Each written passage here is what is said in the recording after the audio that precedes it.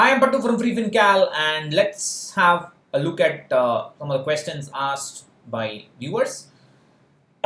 So, AVG says, please tell one large cap fund with low expense ratio. Go to value research, click or the name of any large cap fund. There will be a link to the large cap category. Go and sort it in terms of increasing expense ratio, and you have your answer. That's what I will do. I don't know these numbers or these statistics offhand. I have 15 funds, 2 index funds, 2 large cap funds, 4 mid cap funds, 4 small cap funds, 2 sectoral funds, 1 debt funds. Why? Because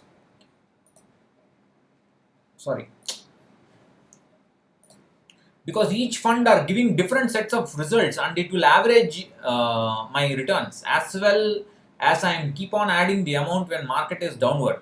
This is better way or not? Please clarify on this. You have already justified why you are having 15 funds. I don't think I can add to this. But if you want to buy everything, uh, you're essentially buying every possible stock in the market by having 15 funds. Will that work, or will having a focused set of stocks work better? You decide. So I mean, I already explained this in that video. A scatter gun is when you spray pellets instead of a single bullet. You are buying 10 scatter guns and trying to aim. What is uh, the special use of that? I don't understand. It's like you're doing an overkill and you're not going to get extra returns. You're not going to reduce risk. See, don't focus on averaging returns. Focus on reducing risk. Your returns, when returns get average, they will only fall down. Average returns will never be high. Average returns will always be lower. But you should average risk. When you average risk, risk will be lower, which is good for you. So this is not the way to average risk. So please don't do that. Get rid of the funds. That's what I would recommend. But if you have that justification, I would like to invest in the banking sector. I'm not an expert in choosing direct stocks. Between a bank Nifty ETF and banking central mutual fund, can you explain the pros and cons? First of all, you look at any diversified mutual fund and they will be holding a good amount of banks in their portfolio. So, why do you need to have special exposure via a banking fund or a ETF in addition to that? Because you can't be investing only in the banking sector. That is too risky. So clearly you will be having some other exposure. So between bank Nifty and bank Nifty ETF and the sectoral banking funds, I have just published a post a few days ago. I had mentioned that most of the returns from the bank Nifty, I was looking at Nifty again, comes from the private banks. So the PSUs have been pulling down the returns of the bank Nifty index per se, and it's only the private banks which are performing. And you have a list of private banks, and from those list of private banks, why can't you just look at the list of banks which are the least volatile and simply invest in them directly? For example, HDFC Bank. There are other private banks which you think are the least volatile. You can look at their volatility and check how many banks have been trading close to their lifetime high most of the time. Those are the banks that I would buy. HDFC Bank is the least volatile stock. It's one of the least volatile stock in the entire market. It has been trading close to its lifetime high for most part of its life. That's the kind of stocks you should be looking at. And I think that is a better option than doing this. Because that gives you nice concentrated exposure to good stocks. That's what I would recommend. Smallcase, do they sell or buy stocks according to market fluctuations or simply invest immediately after we buy? No, they have each Smallcase is based on a particular algorithm. A particular Smallcase will have, let's say, 10 stocks, and when you say I want to purchase that basket, immediately those 10 stocks will be purchased. If you want to time the market, there are small cases where the equity to debt allocation will be adjusted according to market fluctuations. You can consider. How can a person holding some large amount in fixed deposits deploy money into his 50-50 equity allocations methodically through lump sum, then rebalance periodically, or via um, uh, then periodically or okay, please take current valuations into account. Why should I take current valuations into account? You tell me, why should I take valuations in? What will it do? You want to put 50% in equity. So let us say the valuations are low, you have put 50% in equity. After you put 50% in equity, if the market crashes, what will you do? See, that is that kind of a see. If you are going to look at current valuations just for investing this lump sum amount, that is wrong. If you want to look at valuations, look at it all the time, even after you invest. Don't look at it just for investing. That doesn't make sense. Obviously, the simplest way is to invest that 50% into fixed income. That's already done. Take that amount, 50% that has to be invested in equity. Take little by little, and invest once a week or once a week.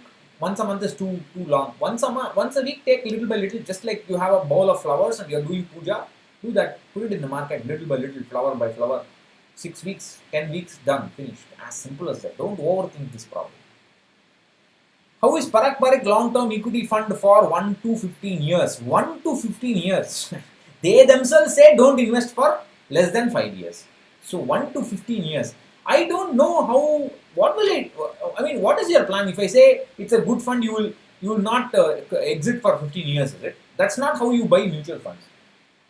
The best part of mutual funds is that you can buy them and sell them without any problems if they don't perform, and buy something else. So I don't know how a fund is for that long a duration. I hold Parak mutual fund, and I will hold it as long as its performance is satisfactory to me. I don't hold it for 15 years, 20 years, 30 years. That's not my goal. And definitely not for 5 years. Have a proper asset allocation. Let me try read this Tamil. I'm not great. Sir, வணக்கம். உங்கள் Tamil video மிகவும் பயனுள்ளதாக உள்ளது. முதலீடு குறித்து விளக்கம் தமிழ் வீடியோவாக பதிவேற்றுங்கள். நன்றி. I hope I got that right. So he's just thanking me for Tamil videos. I have to do more Tamil videos. Just not getting the time to do it. I will. So I can't. Let's not do that. How to build this diversified portfolio, this portfolio overlap tool. How is this different from Morningstar X-ray report? I think X-ray report takes 3 mutual funds. I don't remember. I think it also gives you the common stocks. It's similar, but I don't know how different or identical they are. Can ELSS be the only fund in the portfolio? Yes. Yes, as long as you need it for tax saving, ELSS can be the only fund in the portfolio. There's no problem. But if you are having PPF, EPF, VPF, etc., then do you need ELSS for tax saving is a question that you should answer. If you can justify that, then ELSS can be the only fund in the portfolio. What is right for diversification? Overlap or correlation? Correlation is a reference to returns. Overlap is a reference to number of stocks which are common to two portfolios. When you talk about correlations, you are talking about how the movement of one mutual fund is correlated to the other mutual fund and so on. So they're completely different things. What is right for diversification? Correlation does not make, high correlation does not make any sense to me. I will not use it. Very low overlap will help better diversification in my opinion. Of course, I cannot quantify that in a right way, but I don't know how to quantify it. Let me think about it. How to understand balance sheet of companies? I'm struggling since long. I am also struggling. See, this balance sheet formula, once I will read, then next day I will forget. That's my problem. That's why I don't like all these formulas. My suggestion is that you learn how to value stocks. There are anywhere between 5 to 10 different methods of valuing a stock. Learn one method, learn another, and so on. That will tell you how one balance sheet entry is related to the other. And that's the best way to understand the balance sheet. Just start learning valuation. Is there any correlation to decide on the number of funds with regard to overall portfolio value, say for less than 50 lakhs up to 1 crore, and also the diversification of fund manager? Yeah, that's a good point. See, yeah, if you are having a portfolio of 1 crore, then having only one fund is a bit of a, it could be dangerous because it's concentration risk. So you can spread it into 2, 3 funds. Depends. That depends on your comfort level. But just don't have too many. Don't have 20 funds and 15 funds and so on. That's bad.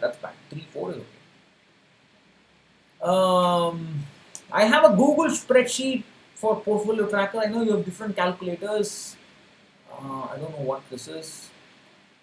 How to pull my asset onto one Excel sheet? No, this is not pull all your assets onto one Excel sheet. That's not sadly possible. I'm trying to find out how to do it, but that's not sadly possible. What about Nifty 50 and Nifty Next 50, one small cap fund? What about it? Nifty 50, Nifty Next 50, one small cap fund, the overlap is practically zero. It will be an extremely volatile portfolio.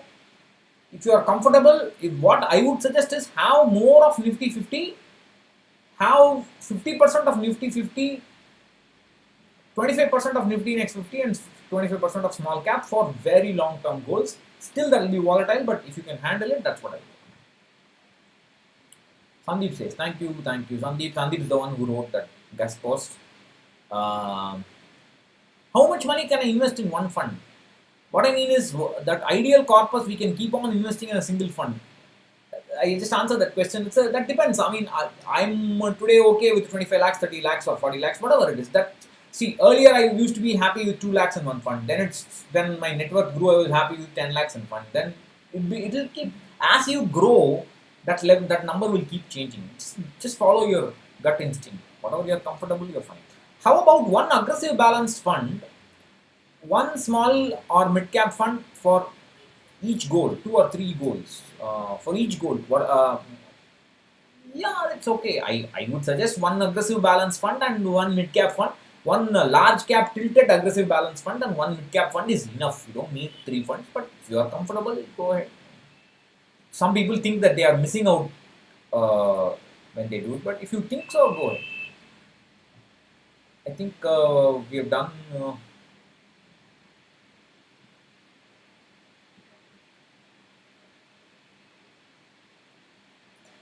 My AMC doesn't have direct plans. I want to switch from if I want to switch from regular to direct. My AMC doesn't have direct plans with them. No. All AMCs will have direct plans. Something is wrong. What you're saying is you are investing with a distributor or a broker, and your broker or distributor is not having direct plans. That is obviously the case. They will never have direct plans because you don't get commissions. You should go to the AMC. If you are holding, let's say, HDFC mutual fund, go to the HDFC mutual fund website. Use your portfolio number. Folio number. Use your PAN card. Get a online account with them. Then you will be able to see all your existing regular fund units for that mutual fund. Then you can buy more direct plan units and you can switch from regular to direct from HDFC. Or you can use things like there are other portals, but I don't know if they allow switching and so on. I would suggest you get an MF utility account. Then you can easily do it. You can easily switch from regular to direct. That's good.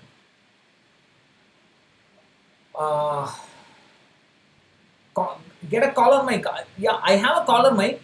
Thank you, but I think this is very clear audio. I don't. The Mac mic is very good. Actually, my DSLR camera mic is also very good. I don't see the need. See the need for a collar mic separately, but I do have one. I have to get a battery for it. I'm just bored. I think that's it. I think we will stop here. Thank you. I'll catch you again in another video. Bye bye.